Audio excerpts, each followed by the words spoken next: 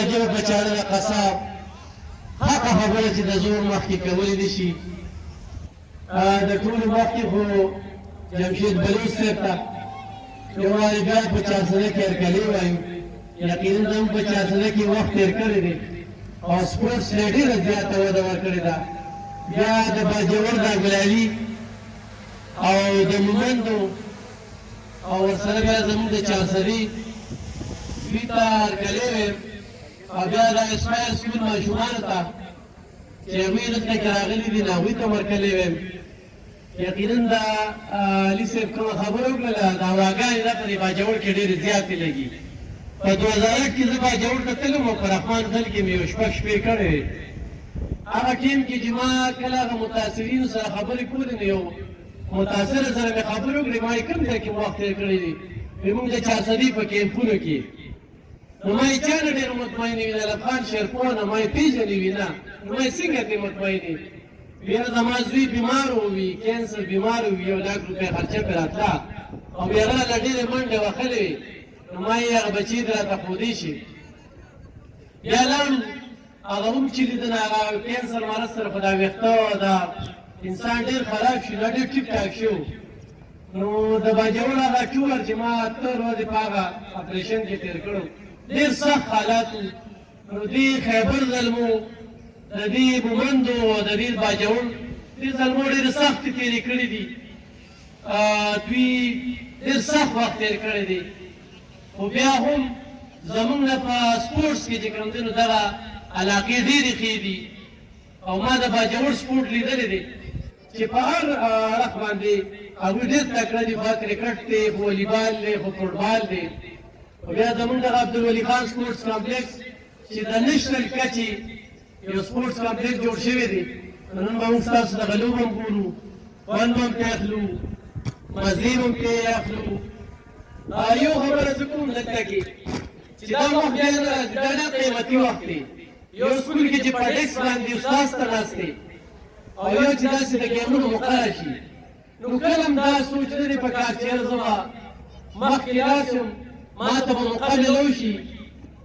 کلفان شیرپور تاسو دلته ولاړ دی ما به د اسکرینو ګاډي چلو ما به کباړ اخیسته ما به ګیا خرڅوله ما د ژوند هرې سختې کړي. کله چې ما 12 کو زما سره داخلي هغه چانوس دست نو زما یو ټیچر پروفیسر اول خان صاحب هغه د پښتو نوټس لیکل ما له راکول ما په سرودانو خرڅول هغه ما د ژوند خو ما ته دا پته نه وایي زه به الافغان شیرپور جوړېږم له 20 کسه ولې خوښوي. نن سبا په سوشل میډیا چې ګورې د ټولو نه زیات متنازع کس بدل د ټولو نه زیاتې خبرې او ما پسې کېږي د ټولو نه زیات تورونه او بختانونه په ما لګي. استاد زموږ ته دا ولاړ په دې چارسده کې مې خلکو ته د شپېتو کورونو چاګانې ورکړي دي. د دې چارسدې دا ټول سیاسي خلک هم چیلنج کوم او دا موجوده حکومت هم چیلنج کوم.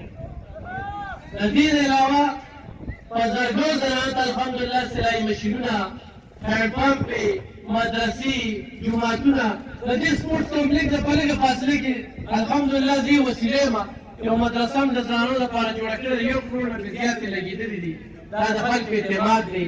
د خلکو اعتماد څنګه اخیستل کېږي دا ډېره ګرانه ده. په دې وخت کې چې په هوا کې شمه بل وړې نو دا ډېره ګرانه ده.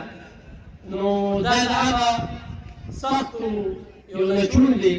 نو دا تعلیم دا یو هنر دی دا سپورټس هم یو هنر دی. څه وخت هم مقرر دي دلته یو کلاري ناست ما اوس کته د کلاري دوکان مې واچو دومره تکړه په فوټبال کې ما ته مخامخ ناست دی خو دلته هغه مواقع نه ورکړل کېږي. نو زه به جمشید بلوچ صاحب ته وایم چې زموږ په چارسده کې ډېر زیات ټیلنټ دی. بیا زموږ دلته کې په ټینس کې په بیډمنټن کې په نیشنل کچه داسې بچې ولوبېدې چې دلته کې یو دغه راځي تحصیل الله صاحب داسې خلکو ته ډېرې موقع ورکوي. نو یو زنانه راځي د خپلو 5 بچو سره 4 لوبیانې دي او 4 واړه سکواش کوي. اوس بهر ملکونو ته هغه تللې په ټور باندې هغوی سره بیا کړي نو زه پېښور ته وغوښتلم نو بیا ما هغوی لپاره چې پروګرام وکړو نو دا ټیلنټ مونږ کې شته په دې خوره کې په دې پښتنو کې ډېره زیاته مننه کوم چې موږ دا موقع راکړه څو خبرې مې دغه باجوړ خیبر او مومندو وړو لالو وروڼو بچو سره وکړې نور چارسدوال خو زموږ چارسدوال دي او مېلمهدوست خلک دي موږ ټول تاسو ته چې کوم دین هرکلی وایو او دغه په شعر ویم چې ګوتې قلم کومې قلم قلم شي تور ته به تور سپین ته به سپین لیکمه ډېره مننه ډېره مننه ډېره شکریه څنګه چې د ژوند له سختو نه راتېر شوي یقینا چې دا لوبغاړي هم د دغه له ژوند له سختو نه راتېر شوي کله سلیکشن